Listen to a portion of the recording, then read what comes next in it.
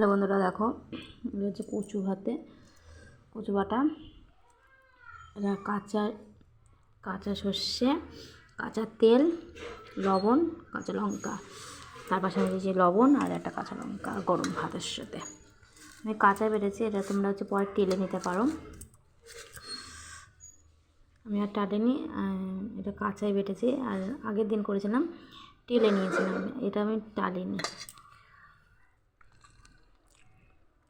খুব সুন্দর হয়েছে খেতে, আর এটা মোমের মতন গলে যাচ্ছে। আর কচুটা খুব সুন্দর। আমি এবার একদিন করেছিলাম, আগামীকালেই করেছিলাম হচ্ছে টেলে, আর এবার আমি করলাম